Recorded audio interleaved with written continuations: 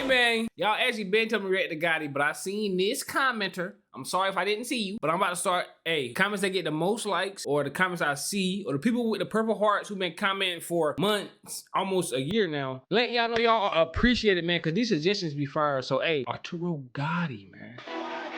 Arturo Gatti, man. I ain't forget about Arturo. Fights. A fearless boxer who knew bright victories and epic defeats. Championship belts, unlimited popularity, and a tragic end.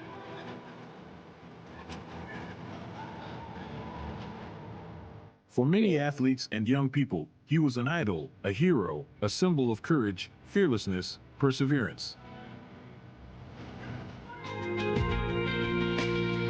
His fights aroused great interest and often received the status of Fight of the Year.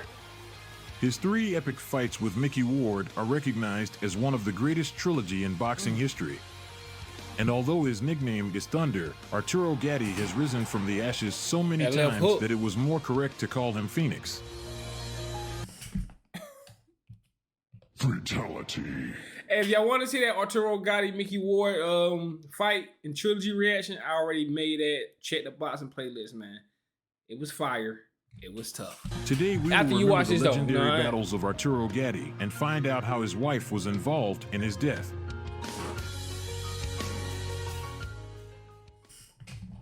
Like, comment, subscribe, man. Hit notification bell button, man. Damn. Born in Italian Casino in 1972. Gatti did not live long in his homeland. Already in 1977, his father Giovanni moved the whole family, his wife, 2 sons, and a daughter to a suburb of Montreal in Canada. Here the brothers began to play sports. The younger Arturo chose football and hockey, but the older Joe concentrated on fisticuffs and even achieved some success. He became the Canadian welterweight champion and reached the professional level by moving to the United States. What? This predetermined the career of the future champion. I didn't know he had a brother. Watching his older brother perform on national television, Arturo became interested in martial arts. For the first time, the boy came to the boxing gym at the age of 8, and soon this sport became his life's work. Already at the amateur level, Gatti boxed in his trademark style, open, dangerous, and uncompromising. This paid off. In the amateur piggy bank, Arturo has 2 titles of the champion of Canada among juniors, as well as 3 golden gloves in the flyweight, bantamweight, and featherweight divisions. Damn. But at the Junior World Championship, Gatti was defeated by Gilberto Otello in a very close fight.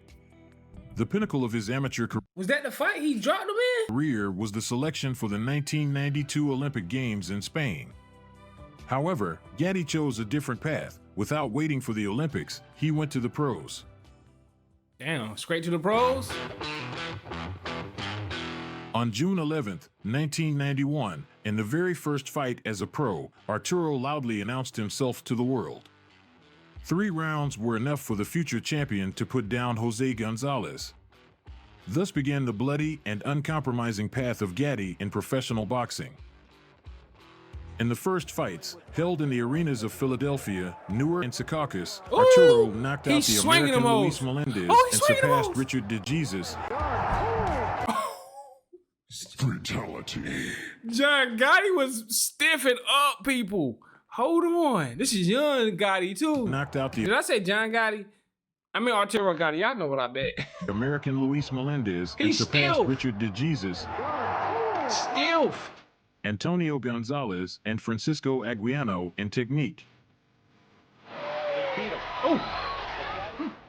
And then, by unanimous decision of the judges, he defeated the age-old athlete Joe LaFontaine and was defeated by an opponent whose name was King Solomon.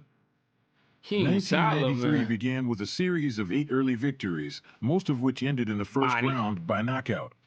In 1994, Gatti got the opportunity to compete for the IBF USBA Super Feather title held by Pete Taliaferro with a 25-2 record. Gatti defeated the opponent in the first round, 3 knockdowns, and a stoppage of the fight. Yeah, stop that, bro. Stop that. Yeah, stop that, bro. Then he defended him twice in fights with an American citizen, Richard Salazar, a technical knockout in the 10th round. And against a native of Venezuela, Jose Sanabria, a victory by unanimous decision of the judges. He's swinging them. In the winter of 1995, the Canadian challenged Tracy Harris Patterson, who was the son of Floyd Patterson, the famous heavyweight. Floyd Patterson. The start of the battle was left to the young challenger. He began actively, taking advantage of the size advantage.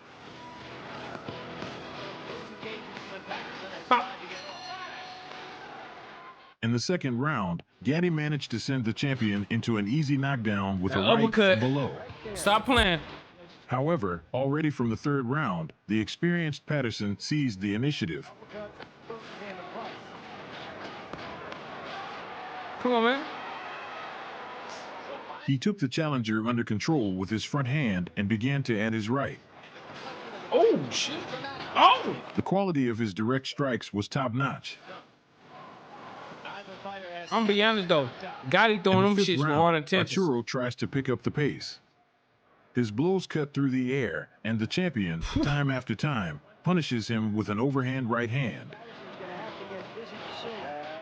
The 6th and 7th rounds were held in a tactical fight from a distance where the champion was more preferable and more accurate. Gatti tried to impose his own pace, but he did not succeed. From the 8th round, the challenger began to build momentum, but often ran into a magnificent counter right hand from Patterson. Oh! Oh! The 10th round became the decoration of the whole fight. The American champion went ahead and started knocking Gatti out of position. The distance between the fighters was reduced. Standing in a semi-frontal position, the fighters staged a magnificent exchange of blows. The audience in the hall perked up. This variant of the battle attracted them much more. Oh!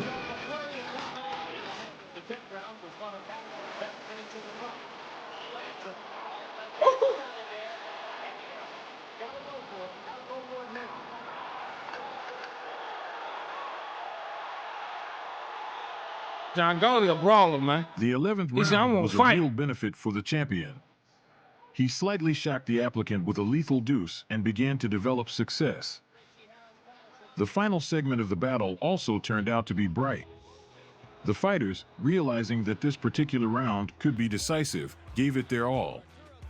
Gatti had more strength left, but the champion hit him with his right hand several times and constantly went forward. However, he didn't miss much. The duel ended and both threw their hands up in the air, confident of victory. The judges ruled in favor of Gatti, 116 to 111, 115 to 112, and 114 to 113. Ooh, Not everyone was happy with this decision. Unanimous decision? Arturo promised to give Patterson a rematch, and he kept his word. This allowed Arturo to take part in exhibition bouts and to appear on a regular basis for several years in HBO World Championship Boxing. Several fights stand out in particular in the career of a fighter, and not all of our— I'm keeping it home, y'all. Them Italians, man, they hands be like, bro, they hands is crazy. Arturo's bright fights ended in victory. I don't know why. On March 23rd, 1996, Gatti made his first IBF title defense with Wilson Rodriguez. Come here. Oh, in the middle of the second round, Rodriguez made a right cross to the opponent's jaw, after which he added another deuce, a left hook, and a right. Oh! Gatti sank on. He dropped him. Was that the first time he dropped in his career right here? After which he added another deuce, a left hook, and a right. Gatti sank onto the canvas. He went up to the count of 3. Rodriguez tried to finish off the champion. Oh, he's trying to get him out of here. The remaining time until the end of the round was spent in exchanges. Get right, Gatti. Get right. Oh. Nah, Gatti caught him with that left hook. Gatti caught him with that left hook. Get off me. Get off me. I'm a warrior. Get off me.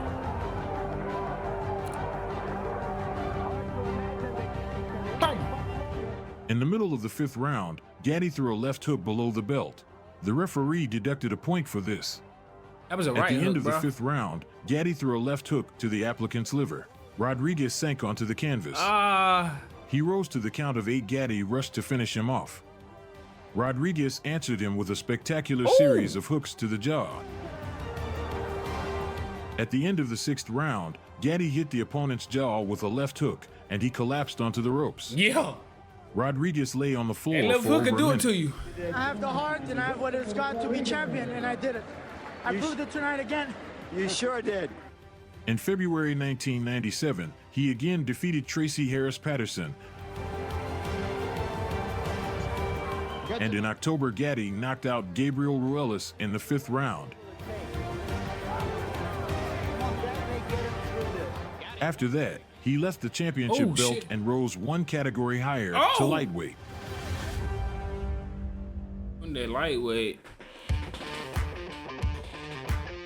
In January 1998, Gatti fought Angel Manfredi, who was on a 20-win streak. Gatti worked carefully, avoided exchanges, hit from a distance, alternated blows on the floors. Already in the 1st round, he had got a cut. He got a cut in the 1st round. Damn. In the 2nd round, he lost concentration, became sweeping, and missed a lot. Manfredi, working his number 2, found moments for counterattacks, and in the middle of the 3rd round, a left hook sent Gatti to the canvas. But Gatti gathered his strength and, as always, seemed to turn the fight in his favor. Gatti got that, but Gatti the got that round heart, was man. especially successful, in which Arturo worked furiously on the body. I'm talking about But Manfredi continued to hit the exact series of blows that more and more smashed Gatti's face. The fight was like a swinging. Due to a huge cut, the doctor stopped the fight at the end of the 8th round. He stopped it. The close quarters loss didn't hurt Arturo's reputation, and he soon got a fight against Ivan Robinson. At the dawn of his career, he earned a record of 23-0 and fought for the title, but 2 painful defeats knocked him out of the ratings. Damn. However, Gatti was different in that he motivated each of his opponents to give all the best. The fight turned out to be very stubborn and spectacular. In the fight, Robinson circled the ring, throwing punches at Gatti. Shit. Gatti did not forget to answer, but activity allowed Robinson to take the 1st round.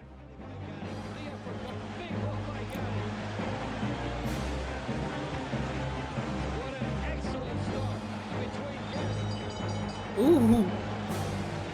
That's after the first. Why he hype after the 1st round? Robinson became bolder, got up in front of his opponent more often, and began to miss more punches. This gonna go all right. Yeah.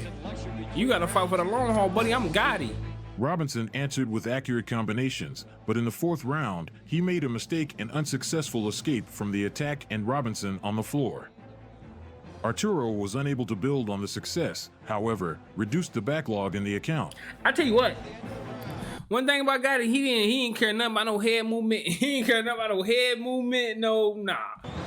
He just wanted to throw punches. In the 5th round, everything was repeated. The American bombarded Gatti with combinations, reading his streak forward head attacks. sometimes. He got a little bit, but all that worked for the Thunder was to reduce the distance and run into blows. Oh, man. At the end of the 6th round, Arturo missed a deuce, answering with his right. Robinson staggered, but there was not enough time to finish off again.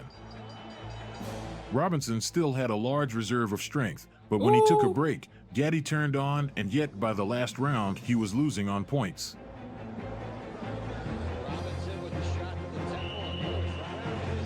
There was only a chance for a knockout, and he introduced himself. Robinson again had the strength to hold out until the final gong. For 10 rounds, Gatti missed 400 punches, although he himself inflicted a lot. He missed 400? The score of the judges was not in his favor. This defeat of the star was recognized as the next fight of the year. He lost that? I think he lost that? Let me know what y'all think in the comments. Y'all think he lost that? The fight received the status of Fight of the Year and Upset of the Year, according to the Ring magazine. Upset of the year, too? That's crazy. And that's what Ivan Robinson believes. He is as confident as any man could be that he's going to do the same thing he did in the first fight. And one thing's for sure, if this bout is any better than its predecessor, it is a lock choice for 1998's Fight of the Year, because Chapter 1 was one we won't forget for a long, long time. Bro. 4 months later, they met in a rematch. They again showed a close fight. It could have ended in a draw, but Gatti was fined for a low blow, and this lost point turned out to be his third defeat in a row, after which Gatti moved to the first welterweight. The damage received during the trilogy did not go unnoticed for Robinson. He soon lost to Manfredi and never returned to his former level. A low As blow. Robinson and his team were leaving, one of his handlers said, "We don't want to fight this guy again. He's a maniac." But again, you've lost 3 terrific but losing fights this year. I don't know what to say. I did my best. Ivan is just a good boxer. You know, I think I started too late again, and I kept going off my game plan. I am gonna fight again. Damn. Gatti broke the black streak with a quick victory over Reyes Munoz and fought former two-weight champion Joey Gamache 2 knockdowns in the first round and a spectacular final in the second. Former two-weight champion Joey Gamache 2 knockdowns in the first round and a spectacular final in the second. He's dead. Gamache spent a week in the hospital and ended his career, but he still hit a head bounce. Boom, boom. Still had a claim against Gatti. A subsequent lawsuit by Gamache's handlers claimed Gatti had gained 19 pounds since the weigh-in the day before and thus had a large advantage over Gamache. In the wake of the fight, boxing regulators pushed for a new law limiting the amount of weight a competitor can gain between the weigh-in and time of the fight. Oh my, hold on, man. Amount of weight a competitor can gain between the weigh-in and time of the fight. Fatality. Gatti was also accused by Gamache's handlers of not having actually made the contracted weight of 141 pounds. Man.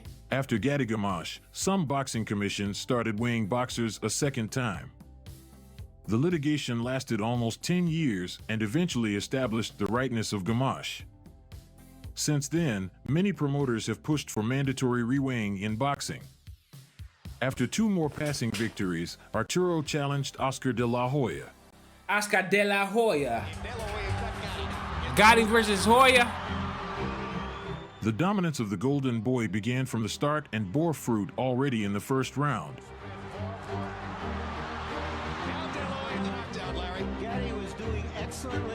After a hard series, Gatti was knocked down, but got up and stubbornly continued the fight.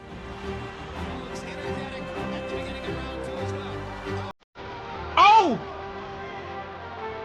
Hold on, did he jump Oscar? And stubbornly continued the fight.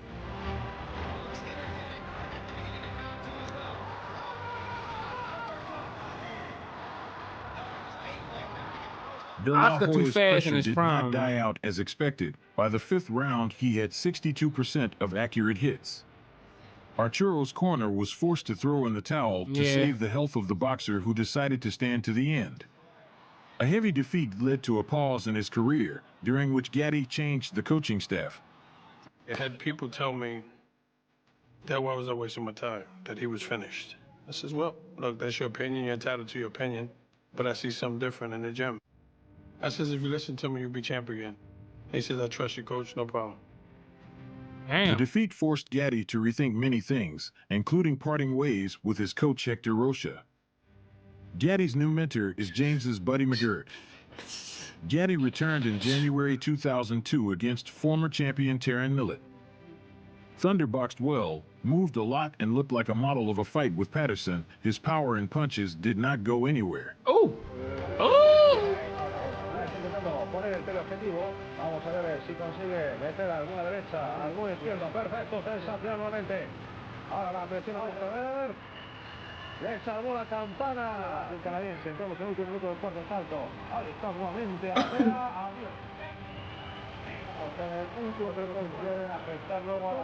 He trying to take John Gatti. I mean, Arturo Gatti trying to take heads exactly off, man. The kind of fight that he had long dreamed of. He trying but to take then he heads was waiting off. for the fight that the fans dreamed of. Boy. What's that? Mickey Ward. Even people far from martial arts have heard about the famous Gatti-Ward trilogy, and this is not surprising. This immortalized the name of Gatti for centuries. In less than 13 months, they fought 3 fights, the first and last of which received the status of Fight of the Year. On May 18, 2002, an epic unforgettable trilogy was born when Mickey Ward and Arturo Gatti first met in the ring.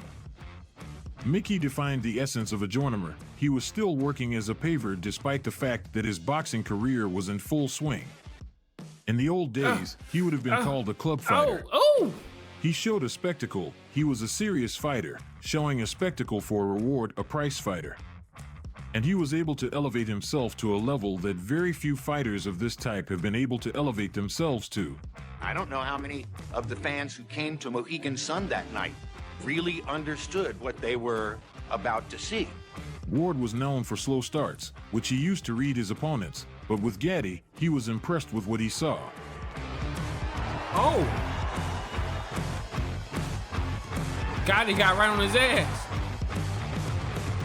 We ain't coming to play, come on, man. Arturo moved, jumped, slipped, jabbed very cleverly. By the 3rd round, the fight turned into a street fight. Ooh! Ooh! The 9th round was especially exciting. Both fighters showed their version of the Rocky movie, trading powerful blows throughout the fight, and George Foreman, commentating on this fight on HBO, was so impressed that he called the 9th round the round of the century. Damn, word? It was so brutal going back and forth that I remember even sliding down in my chair, kind of covering my face and peeking through my fingers. Mickey Ward won by majority decision. Thank you guys very much. One question. Do you guys want to do this again? I would love to. I would love to get a rematch if it's possible. And I think we should do it again. We can do what we're doing. That's crazy. You're getting most of the money is what you're trying to say. Hey, we can talk, you know.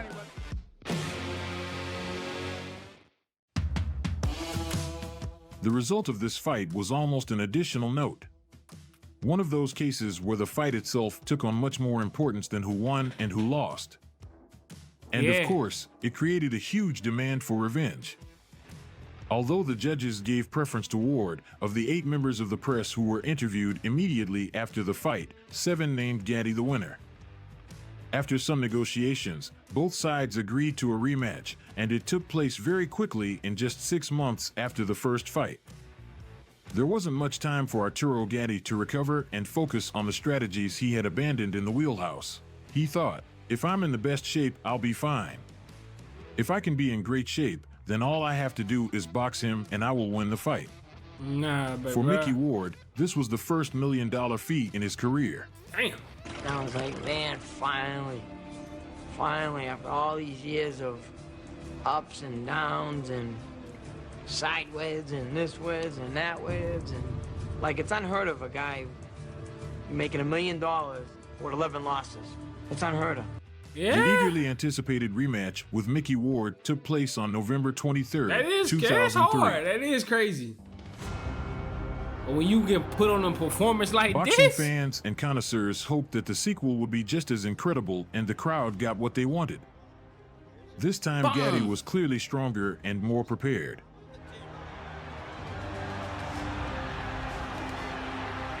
Everyone around saw how the connection was starting to form, and it was a connection of pain and respect.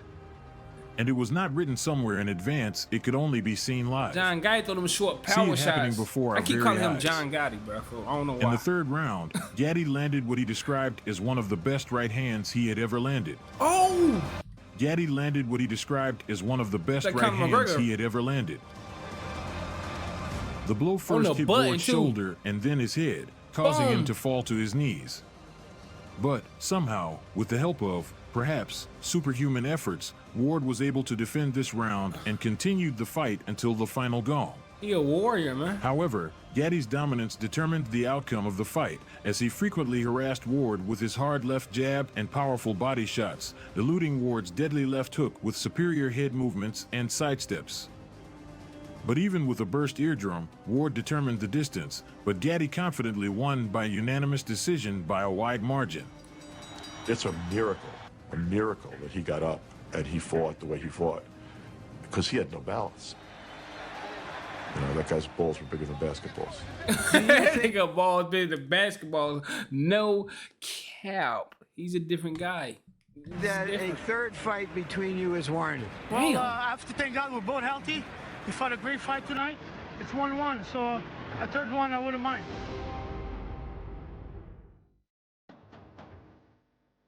That's crazy. In the third fight, negotiations between the promoters began to subside, but Arturo insisted on his own. Stop me. He goes, listen, call Cappy, you make the fight. Mickey gave me my shot, he gets the shot. I'm not fighting anybody else. So you can let her know. By the third fight, these guys knew each other better than their mothers did, because they had mutual experience at a level that no one else could. Man. On June 7th, 2003, Gatti and Ward ended their legendary trilogy with a 10-round fight. In this fight, Gatti showed himself from a previously unfamiliar side. He began to box, and not to ramble.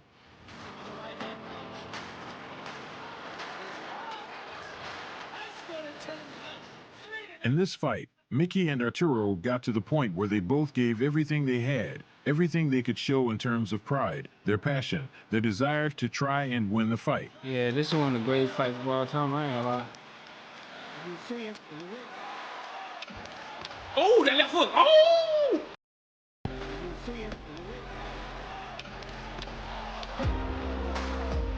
Gatti outclassed Ward again to earn the points win by unanimous decision. After the fight, the Gentleman and Fight Award admitted that Gatti deserved to win.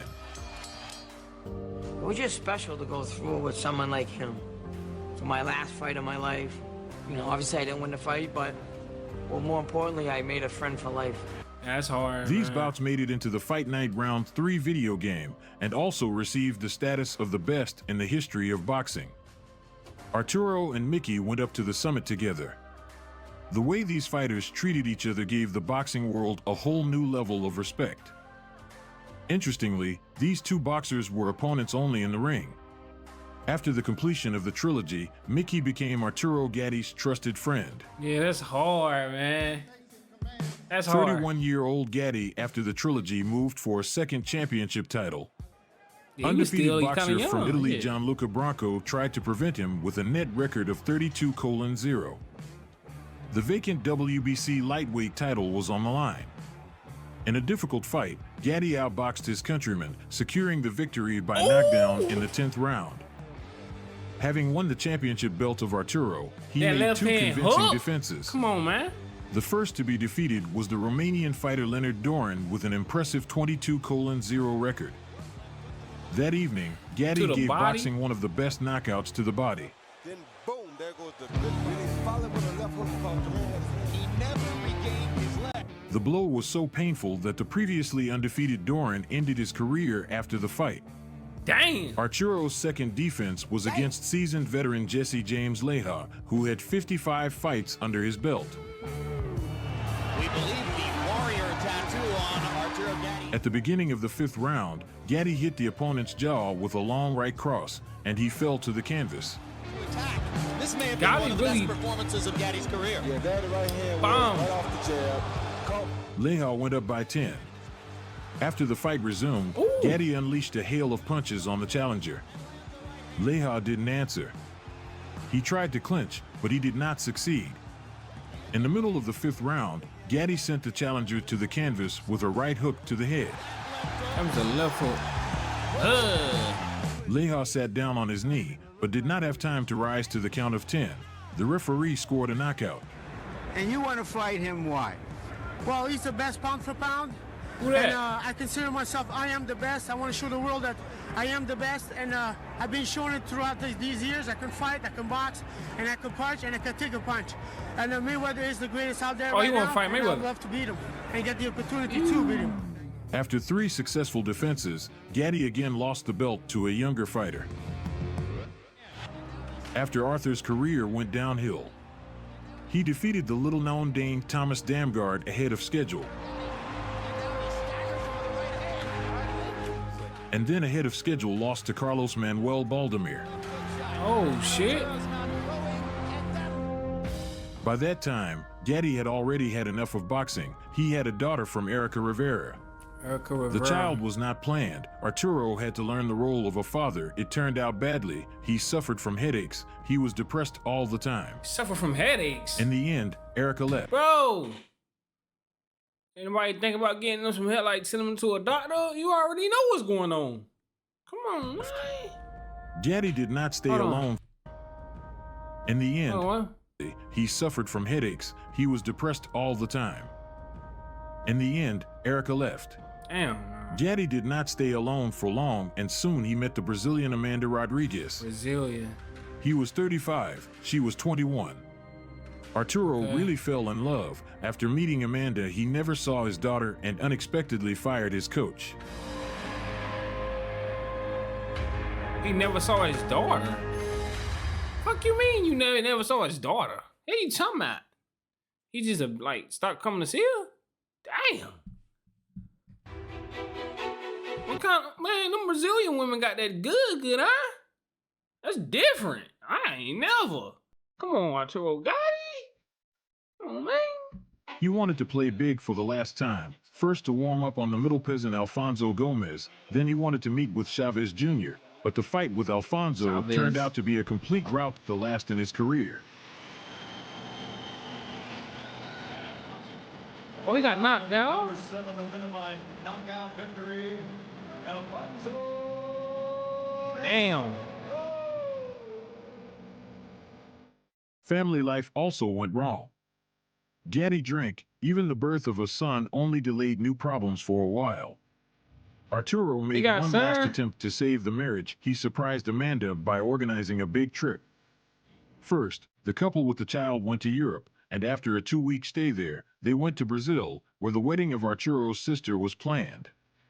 The couple stayed in a 2-story hotel room in Ipajica. Amanda herself described the entire long journey as beautiful. Meanwhile, one of Gatti's friends presented an audio recording of a conversation with him in which Arturo called the trip a nightmare. What? Be that as it may, the worst was yet to come. On a July evening, the couple went to dinner, which became the starting point of the tragedy. The next day, at 9 a.m., Amanda ran out of her room in tears and called the police, screaming that a recording of a conversation with him in which Arturo called. On a July evening, the couple went to dinner, which became the starting point of the tragedy. The next day, at 9 a.m., Amanda ran out of her room in tears and called the police, screaming that her husband had committed suicide. On July 11th, 2009, Gatti was found dead with a bloody purse strap around his neck. The first suspicions fell on his wife. Oil was added to the fire by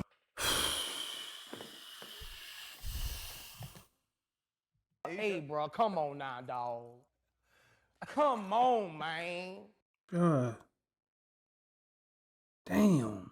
What the fuck going on, man? I mean, got a son and everything, bro. Man, shit. Damn, bro. I'm gonna be honest, man. Damn, man. The first suspicions fell on his wife. Oil was added to the fire by the former world boxing champion and close friend of the Acelino Freitas, who said that the couple was planning a divorce. Amanda claimed that Arturo hanged himself, and the first autopsy confirmed her claims, establishing suicide as the cause of death. So 3 weeks later, the charges were dropped and Rodriguez was released. Almost immediately, the government of Canada showed interest in the case. A second autopsy took place on August 1st, 2009 in Quebec, where it was found that the Brazilian experts made a serious mistake by not noticing bruises on the body of the deceased. We decided to go to a pizzeria. It started out as a family dinner but ended like so many other evenings. Arturo got drunk. I told him that I could no longer stay in the restaurant, that I had to go. I said that if he wants, He can stay. This is where our quarrel with him started. It was a disgusting scandal. He didn't hit me, but pushed me to the floor. I injured my hands and chin. After that, he took my 10-month-old son away from me and they just left. At 2 in the morning, we met at the hotel. He had a cut on his head. He said he got into a fight with 4 guys. He was no longer drunk. My husband was already in front of me. He saw the bruises that I had left after our quarrel with him. Then he asked who did this to me. I told him that he did it. He asked me, "So, it's probably over between us?" I said yes, I couldn't take it anymore. I woke up in the middle of the night. The baby woke me up. When I went down the stairs, I saw that Arturo was lying on the floor, but did not pay attention. He was often in such a state. Believe this, man? What we doing? Let me know in the comments. We believe in this, man?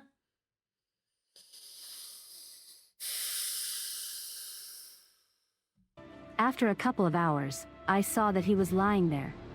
Hold on, I got a couple of hours? What? Arturo was lying on the floor, but did not pay attention. He was often in such a state.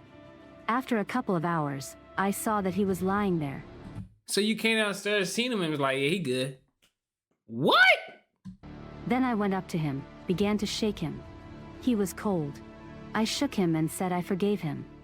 I started to panic. I ran out of the room and started screaming that my husband was dead. Perhaps, without a second autopsy, no one would have begun to investigate the strange circumstances of the boxer's death. It did not give a clear answer about the reasons, but gave rise to doubts about the version of suicide. Gatti was buried in Montreal, but not for long. A new round of investigation took place in November 2011 when the fighter's family received permission for an exhumation and a new autopsy.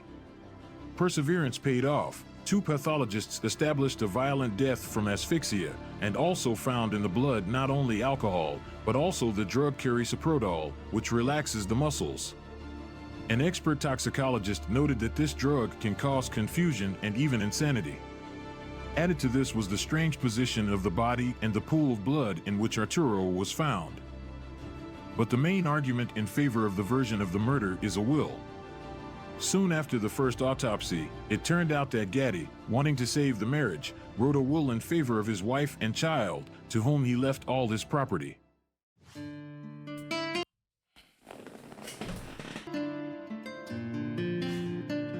After 13 years, the mystery of Arturo Gatti's death remains unsolved. Despite all the conclusions, the official version of law enforcement agencies is still suicide. Whether we will ever know the truth remains to be seen. But the voluntary departure from life, in fact the surrender of a real warrior who never retreated in the ring, seems very doubtful to many. Thunder was last honored on December 10th, 2012, when he was posthumously inducted into the Boxing Hall of Fame. Hall of Fame? Let's get it, bro. Damn, man. Golly, bro. Wow, bro. Damn, bro. All right, somebody gotta let me know in the comments, bro. What's really going on, man? Somebody gotta tell me the full. Come on, man. Somebody gotta keep it real with me in the comments. What y'all think happened, bro? Let me know. But look, man, shout out to Arturo Gatti, man. One of the legends of boxing, man. One of the legends, bro. Like, come on, bro. Like, he's one of the, man, his soul, man. He's a legend, bro. Look, like, comment, subscribe, bro. I'm gonna see y'all in the next video, man. Y'all already know what's going on, man. Videos every day, so check me out. And I'm gonna see y'all next one, man. No cap.